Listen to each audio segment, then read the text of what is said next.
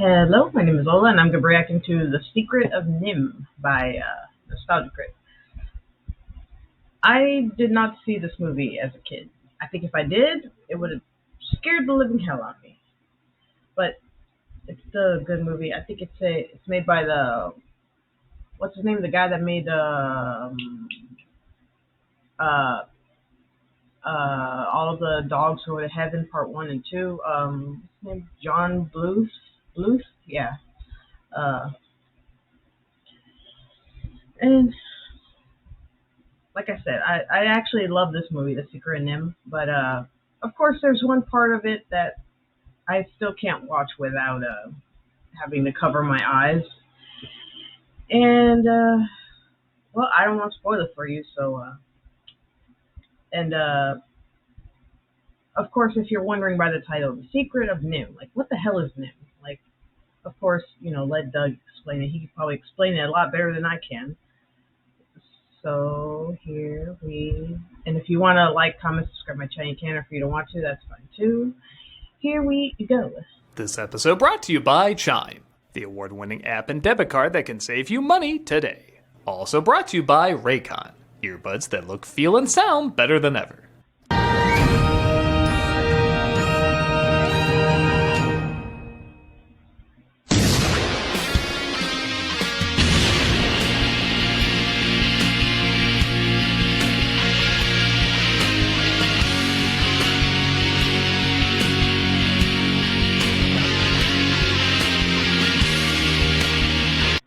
Like I said, I do love that he added his cat's Chaplain Buster to the intro now. It's awesome.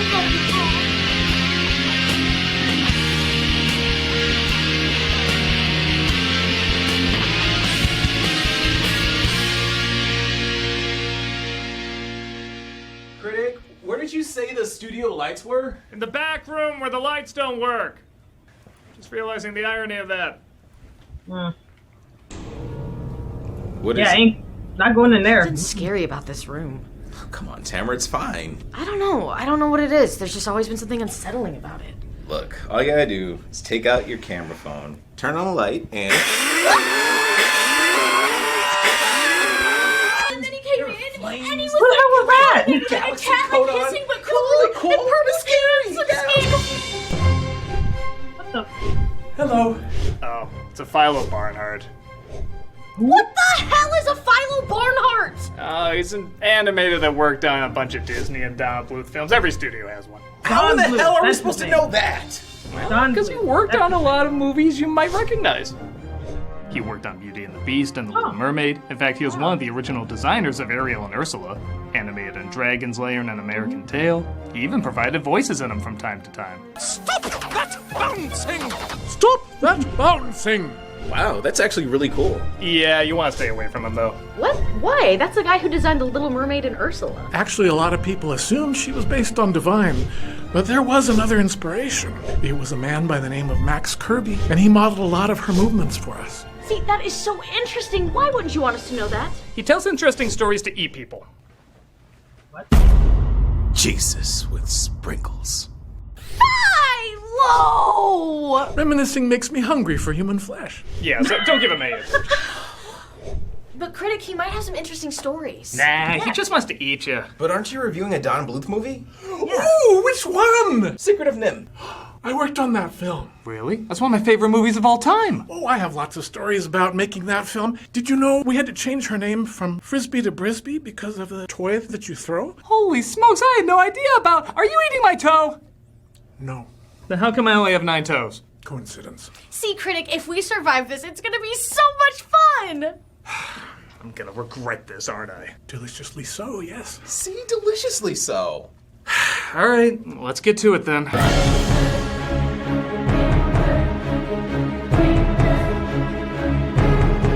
Celebrating its 40th anniversary. We've talked about Oh Secret my of NIMH God. a lot on this show, but we've never done a full-on review. When I think of animation landmarks from the 80s, this Don Bluth masterpiece is always near the top of the list. Having left Disney with several other animators due to their quality of films not representing what they felt the studio could produce, Don Bluth released this film in 1982 and serves as one of the darker and quite frankly more adult, feely films of that decade. If you know family films in the 80s, you know that's saying a lot. Despite being about cute little mice, this film has a maturity and brutal harshness that was only matched by the emotional and heart-tugging lead. It's one of my favorite movies of all time, and I can't wait to talk about it. And maybe throughout the film we might get an interesting fact or two from one of the animators who worked on it, Philo Barnhart. There, see? I think this is going to be very educational for all. Are you putting salt on my head? No. Okay, then. Enjoy what could be our embarrassing last episode. This is Secret of NIMH. So where a lot of animated films at the time starring furry critters would start out like this. Don't forget your mittens, Dave! Or like this. Rescue Aid Society! Secret of NIMH starts out with Jonathan Brisby was killed today. Let's see Disney start off a mouse movie with that kind of intensity. Okay, fair enough. What the hell was that? It immediately has a more grown-up way of telling its story that, as a kid watching, made me feel more adult. Even the so-called magical elements introduced in this that were not in the book, I look at less as magical and more as the unknown. There's nothing supernatural in this film until after the rats are genetically altered, so my thought is they not only match the intelligence of humans, but they surpass them. Because of this setup, the unknown elements actually make the film more intriguing and adult rather than generic and childish. Or maybe I'm just hyping up Acme's disappearing, reappearing ink. I don't know. Jonathan, wherever you are, your thoughts must comfort her tonight. Don't remember Dumbledore being a rat, but maybe... Oh, yeah, it was a J.K. Rowling tweet. Opening titles, that was interesting how we came by that. I used to bring films in for lunchtime. Well, one day I brought Howard Hawks' The Thing in. Somebody ran and got Don. He says, maybe we ought to do that for our title. It all started with The Thing. How about that? Don would listen to you. I mean, he'd have you come and sit down with him whenever he had some time. He was always working. Yeah, everyone was. Did take a lot of ideas. That's all to the good. I wish more people did that with their staff. We cut to a little mouse named Mrs. Brisby, voiced by the often underappreciated Elizabeth Hartman, who's meeting up with Mr. H's, voiced by Arthur Mallet. I'm so glad you're home. Confounded machine. Now, if you'd excuse me, I've lost my marbles. Sorry, when you have a buffet of sound bites, you go for the obvious one. Did we mention yet a dear loved one was murdered? I don't suppose you would remember me. Yeah, her husband. You're Mrs. Brisby, and I'm sorry about your husband's death. 80s kids' films are like greeting cards that say, sorry for insert name, here's horrible passing. My son Timothy is so sick. I'm right in the middle of something very important. I understand. Oh, do you? I know I've mentioned this in the past, but Mrs. Brisby has been, and still is, one of my all-time favorite heroes. She's a character that lives in the shadow of someone else. We don't even know her first name, so nothing is expected out of her. Please, sir. I'll do anything to save Timmy. Anything. She's meek, polite, soft-spoken, and isn't someone you'd associate with saving the day or fighting off enemies. She's a tiny little character, and even as tiny little characters go, she's especially tiny. She's a single mom who's often in over her head, which, yes, there's a lot of single moms in animated films, but how many are the main character? She's a great hero not because she's physically strong, super smart, or has no fear, but for the exact opposite reasons. She enters situations she's terrified of, has little understanding about, and possesses no strength to protect herself. And she does all this for the love of her family, which is very easy and quick to identify with. Timothy. Remember Timothy. She's doing it all to People save at her the time son. lost sight of this because she didn't seem like the brightest or strongest. I didn't like the opening of the picture. I thought Mrs. Brisby was a little bit of a twerp. How dare you insult Mrs. Brisby's honor! But in a time where, yes, a lot of women in kids' films are more fleshed out, but others are made too perfect to be interesting, here's a character who has many weaknesses but constantly tackles them to be stronger. I get much more inspired seeing Mrs. Brisby bravely enter this cave than Mulan nonchalantly battle an entire army. Your son must stay in bed. Bundle him up. Brisby goes to Mr. Ages because her son Timmy is sick. Not just because he read the script for the film he's going to star in, but because he has pneumonia. Ages gives her a medicine, and on her way back, she runs into Jeremy the Crow, played by Dom DeLuise. What's cooking around here? Nah, that's a different J. Crow. Lady, don't sneak up on me like that. I didn't mean to frighten you. I love too this movie knows when to use the beautiful Jerry Goldsmith score and when to have it shut the hell up. This comedic scene with him is cute, but goofy music would have ruined it. They spot the house cat named Dragon heading towards him, and if there was silly music here, the scene would fall apart. Does he see you? Yes, he's headed right for us. Fast or slow? Medium. Make that fast. Without the music, though, it's both a little funny and kind of terrifying. It's legit suspenseful not knowing if this is going to be a silly joke or an intense chase. Does he see you? Yes, he's headed right for us. Fast or slow? Medium. Make that fast. I think that was a collective thing. Like allowing your characters to settle, they allowed the soundtrack to settle. Also, there was not going to be anyone bursting into song either. That was done by an off-screen singer. It's almost like a narrator singing. Dream by night, wish by day. See, Critic? He's got all kinds of interesting info. Yeah, is that your hand he's eating? Philo! I'm a sucker for lady fingers. Well, it turns out to be both, as at first it looks like it's just a rabbit. You got yourself all worked up over a rabbit. You tit! But Don Bluth's diehard cat hate attacks as the feline tries hunting him down with the friggin' eye of Sauron, which I think most cat owners know is a common condition. There is no life in the void. Oh, kitty. Brisby loses the medicine, but thankfully Jeremy catches it during the chase. Timmy's medicine. Oh, thank you. It is what? It is? I mean, it is. So Jeremy is just funny enough. Like most parts DeLuise plays in Bluth films, he's a neat bit of levity. He's the character that reminds you, oh yeah, this is for kids as well. Without him, I think you'd have a Watership Down. That's for kids, but no, it's not. It's for kids, but no, it's not. Auntie Shrew. Oh, Auntie.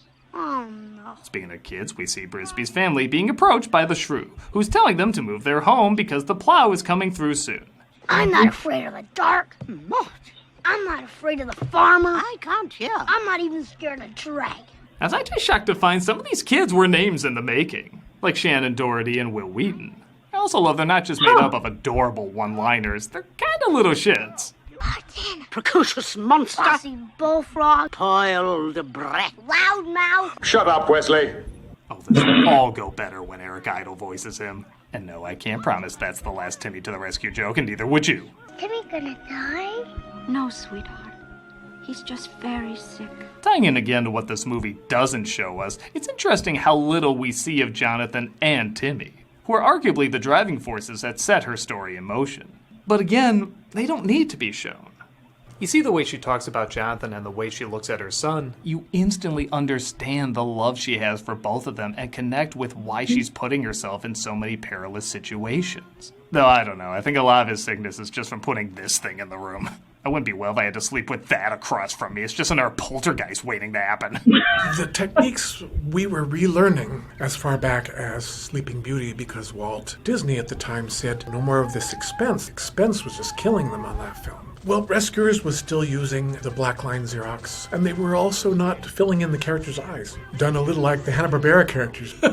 We were sealing off eyes and putting irises and eyelashes and all kinds of things. We got back to using airbrush. We had Fred Craig. He developed color toners for us to use. We were able to give Mrs. Brisby a dark gray line or a red-brown line. The characters were color-keyed to the backgrounds. Cast shadows under the characters. Something as simple as that. Most people wouldn't really even notice that, but we sure did because we were very dedicated to the craft. Shooting the characters straight ahead by themselves and then backlining the film, we would set the percentage of the lighting on those cells so that they would appear to be translucent. We used that a lot later in Dragon's Lair to do Princess Daphne's gown. The amount of detail was different, and it really didn't take us that much longer to do. Oh, wow, that's really interesting. Almost as interesting as him eating your heart there.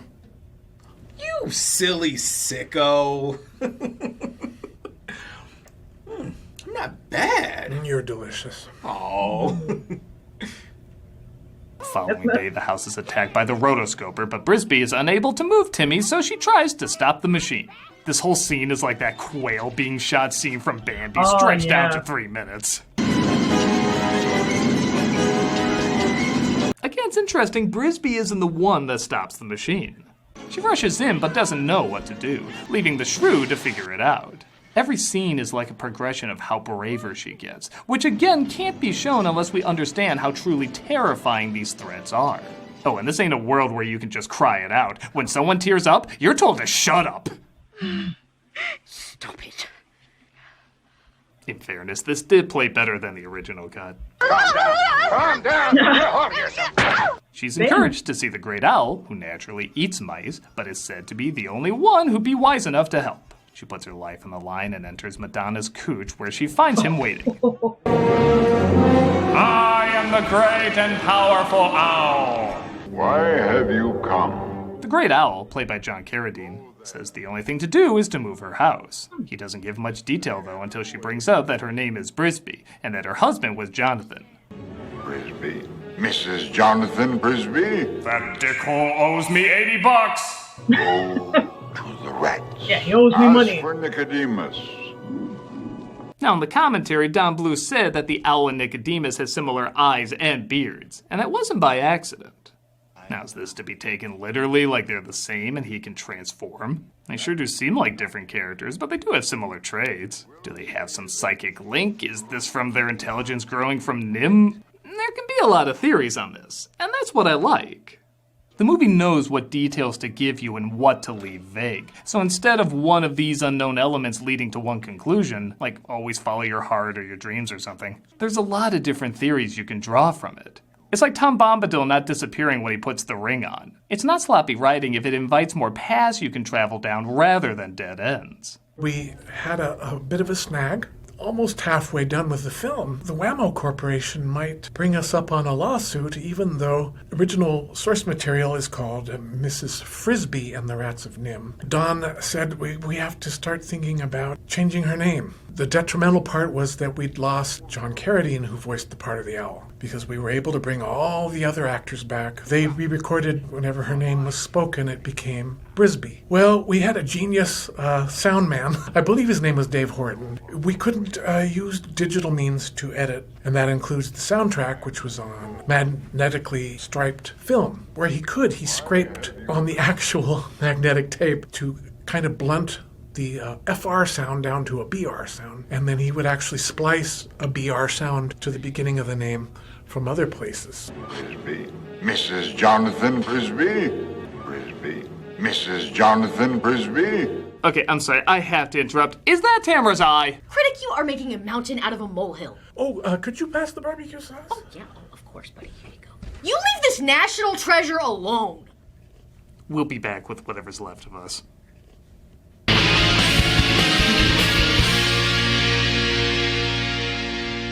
So in other words, he's like a magical Hannibal Lecter.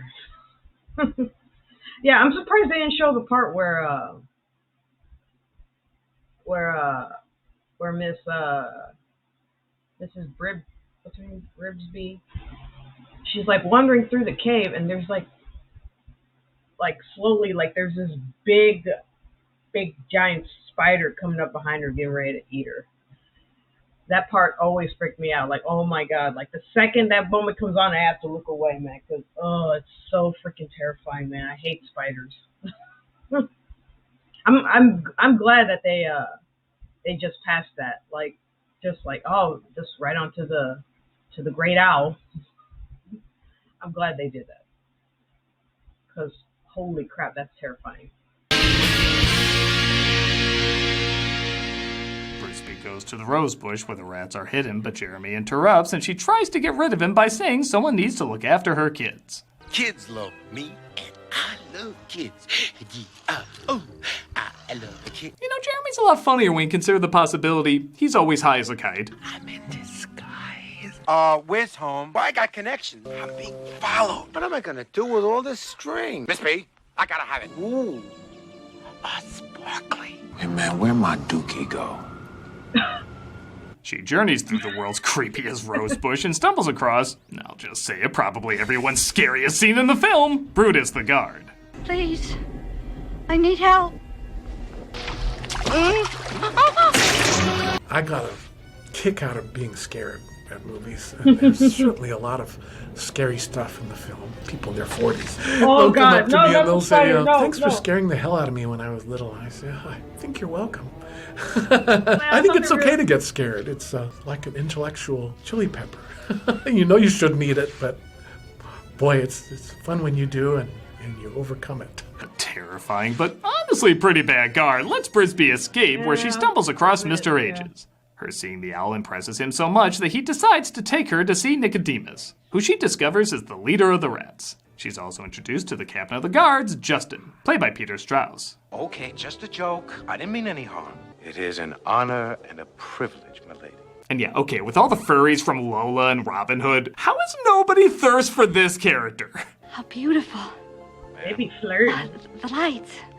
They're quite lovely. Even he had a look like, oh, I thought you were talking about me. I will one day take the stage as a professional Chippendale dancer. Justin, Mrs. Brisby. Not Mrs. Jonathan Brisby. Yes, the same. So, she's available.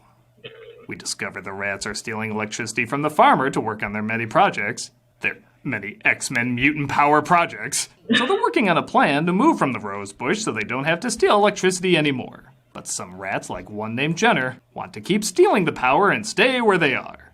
Hear me. The Thorn Valley Plan is the aspiration of idiots and dreamers. Again, some decent commentary on how, for lack of a better way of putting it, with great intelligent power comes great ethical responsibility. Here, it's electricity, but history has shown us people will always fight, steal, or even kill for resources. So even though these creatures sometimes seem smarter than us, they can fall to the same weaknesses. Backgrounds, we had a great group of guys. Ron Diaz, what a painter. There was just nobody like Ron. They were meticulous, beautiful, just flawless. My other friend in the department was Don Moore, who I'd met on Star Trek The Motion Picture. Had a looser style, but all those opening shots of Nicodemus writing in the book, the candle being lit, that's all watercolor washes. That one beautiful background of Mrs. Brisby finally getting into the central area of the rats, colors and everything, that was his. There's an architect named Gaudi that did a lot of cathedrals and things in Spain, natural freeform things, and he got a lot of that feeling in there. That's great, really cool. Are we just gonna ignore that you're eating Malcolm's skull? Quiet, Critic. You're interrupting the magic. Yeah, it just doesn't faze me. He's still able to talk. We'll be killed. Not if we got them first. He means war. Brisby is taken to the council, and for being such intelligent creatures, they're pretty easily led. We could move the Brisby home to safety. Send her away. We are but your humble servant. I second the motion. Hear, hear. But hey, some good voice acting. I second the motion. Hear, hear. They actually caricatured the rat to look like me at the time. I was very skinny, dark-haired. Aww.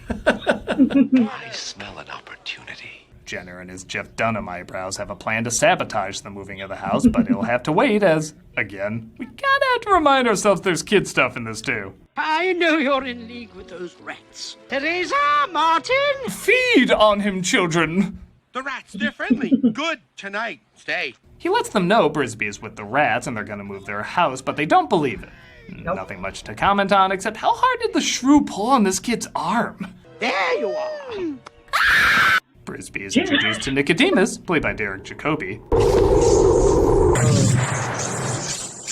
A very combustible Derek Jacobi, who tells her that the rats were experimented on by NIMH, making them smarter than anyone could have imagined. Also, it was Jonathan that allowed them to escape when he could have just fled on his own. My family. I know of your needs. There was a lot of what we call pencil mileage on him. All that fur and everything had to follow through from frame to frame. Glowing eye effects for both the owl and Nicodemus was actually a series of masks. They would cut the eyes out. They had hundreds of these things corresponding with the drawings. They would dial up the bottom light. They also used a diffuse filter on the camera to fuzz it out so it didn't have a hard edge. When they needed him to get excited, they would dial up the percentage so that they got brighter. It is grainy, but that only adds to it.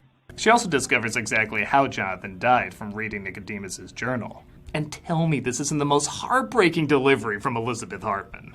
He was killed today while drugging the farmer's cat. Yeah. She also discovers that Jonathan never told her about the rats because the injection slowed their aging process. You see, you would have grown old while he remained young. Me and Mr. Ages were like 11 bajillion years old. She's given something only known as the stone, which again is kept very vague as to what it is and what it can do. But it has a power when worn by someone with a courageous heart. You can unlock any door if you only have the key. I feel like that's the equivalent of... She only won because I lost. I volunteer. For Dragon. Oh, no, Mrs. Brisby. Another element that invites a lot of intrigue is why Brisby volunteers to drug Dragon while they move her house. Again, there can be a lot of reasons. Maybe she wanted to make up for not saving her kids before. Maybe she feels she's not doing enough to help out. Maybe she thinks doing so somehow makes Jonathan's death mean something. Even she's not entirely sure. Thank you. Oh, I must be crazy. Goodbye. I must be crazy. The character is so good, though, it doesn't need to be explained. You can put your own reason in serving as a Rorschach test. On that note, the scene of her drugging him is also mad intense. It's not even when she actually does it, it's the build-up to it. Again, the lack of music really lets the realism of the scenario sink in. I don't think I can do this. Yes, you can. Concentrate on the bow. Don't look at the door. Yeah. She's caught by a kid in the house, though, and kept as a pet, allowing her to hear a phone call from NIMH, which plans to destroy the rose bush holding the rats. I love how this is essentially a huge cover-up and they're trying to destroy information of what they created, but the farmer's just happy it's a free service. Bulldoze that rose bush right out of there. I want those rats exterminated. Now, there's no charge. I just have to take an eye exam? Yeah, I'm fine with that. Brisby escapes just as Jasper cuts the line, dropping the house on Nicodemus, killing him instantly. One day we shall journey to Thorn Valley, just as Nicodemus wanted. But not now. It will be placed on permanent... Brisby tells them that Nim is coming, but Jenner tries to stop her, resulting in Justin putting together that he killed Nicodemus.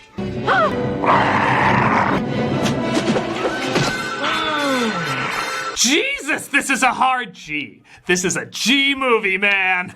Really? Jenner's Oh my killed, god. though remember, this is a Don Bluth film. Everything wants to kill you, even your home. The blob! It's sinking! What? Here, tie these lines together. Throw the line, Justin. That's me. I know I sound like a broken record, but again, this scene is crazy intense. Mother! What's all that black stuff? Mother! Yeah, like, holy crap, man. I can't breathe. What about Timmy? Get us out of here! Shut up, Wesley. Brisby tries so many times to save them that they eventually have to pull her back, fighting all the way. This results in the stone taking on supernatural properties, allowing her to lift the house to safety.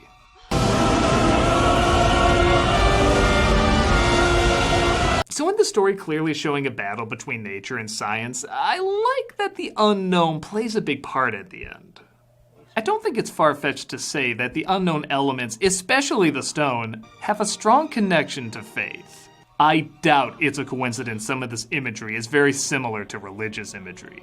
The meek and kind obtain otherworldly abilities. There's even some stigmata, as the stone burns her at first, but she still bravely grabs it, taking on the pain. In the book, there is not a lot of closure for who lives and who dies. So that was an invention of Don's. I think it was a good call. He knew there was no magic amulet in the original book, but he needed to come up with some kind of vehicle where she could become the hero. Here they were trying to save her all the time, and she ends up saving all of them. But he got a lot of hell for that. By keeping it vague what the stone exactly is, I think it equals more than just believe in magic. Kindness and a simple acceptance of what you don't understand can also have a great power. Really is kind of a religious imagery. They even asked John Pomeroy, very staunch Catholic, how do you feel about this, John? Do you think this is going to fly or is this going to offend people? He says, no, I think it's great. It symbolically shows how she's grown. She's taken on more of a status than just this little widowed field mouse. Now they're all bowing to her, you know? And yeah, did I mention yet that music's spectacular? Yeah, like, holy crap. Again. As you'd imagine, the day is saved as both Brisby and the rats move. Timmy ultimately gets better to let us down in the future. And even Jeremy finds a loved one to make a nest with. Yeah, this wasn't really about the crows, but by God, that's a pretty image to end on. And that was The Secret of NIMH. It only gets better every time I see it. And sure, I can't pretend everything I talked about here was intentional, but that doesn't mean it still isn't there. I feel like there's so many ways to look at this movie and so many themes and ideas you can take away from it, because they know what to be detailed about and what to be vague about. It invites so many more ideas rather than just limited to a select few. But even taking that out of it, it's just a simple, relatable story about a mother trying to protect her kids. It's a wonderful combination of the complex and the simple, making a film that, not surprisingly, works for kids and adults. The animation is fantastic, the acting emotional, the music astounding, even the silent moments are really powerful. It's still one of my favorite movies all these years later, and it only gets closer to my heart every passing day. And I'd like to thank Phyla Barnhart for sharing so many great stories with us, even if it did cost me a good chunk of my cast. There, was it so hard listening to animation history? Don't get angry, Tamara. It makes for bad leftovers. So sorry. Yep. You know what happened in my childhood to make me write stuff like this? Seeing films that I worked on. That's fair. Our distribution was going to be through United Artists, so it was a press conference. They combined Victor Victoria with our production. All the Victor Victoria people were touring through the studio all day. I felt a pair of eyes on me, you know how that feels. And I turned around and it was Julie Anderson. I said, yeah, you won't remember me, but you might remember my father from Mary Poppins days. She says, really? Who is your father? And I said, Dale Barnhart. She says, does that mean are you little Philo? Are you little Philo? You could have knocked me over with a feather. That's pretty cool. Shut up, Wesley.